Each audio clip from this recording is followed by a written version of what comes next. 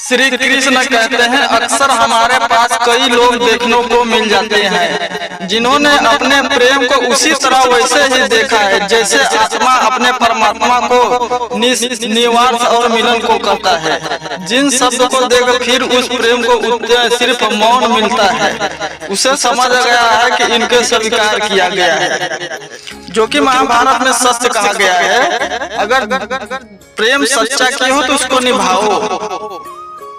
प्रेम में निस्वार्थ रहना ही प्रेम नहीं मिलते तो क्या करें? यह सवाल हर व्यक्ति के मन में उठता है जिनके उम्र सच्चे दिल से प्रेम किया हो, लेकिन उसे बदलने के सिर्फ मौन, दूर या स्वीकार हो सकता है।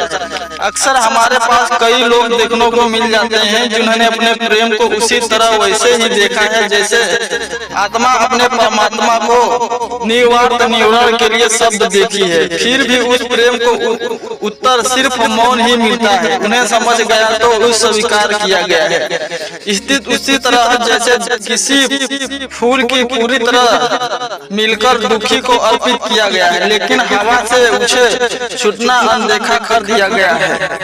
अगर आप भी ऐसे स्थिति में गुजर रहे हैं तो यही पल है कि जहाँ श्री भागवत गीता में दोस्त की तरह हमारे पास बैठने की ये जीवन का सारा समझने का हर्जया बनता है, क्योंकि गीता का मार्ग अहंकार पर प्रेम करता है। प्रेम में अपेक्षा न रखना और अपने भाव को ईश्वर बना देना, निस्वार्थ प्रेम ही सबसे ऊंचा प्रेम है।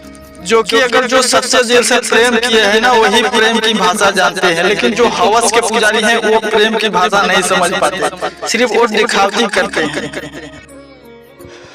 श्री भागवत गीता में बताया गया है कि निस्वार्थ प्रेम से सबसे ऊंचा प्रेम है। निस्वार्थ प्रेम करता है अपने आप से ही एक पवित्र कर्म है।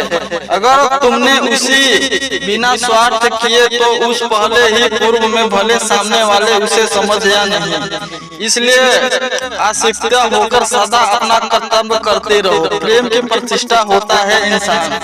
गीता उपदेश से भगवान श्री कृष्ण कहते हैं कि इंसान जो शुभ कर्म करता है वही कभी नष्ट नहीं होता।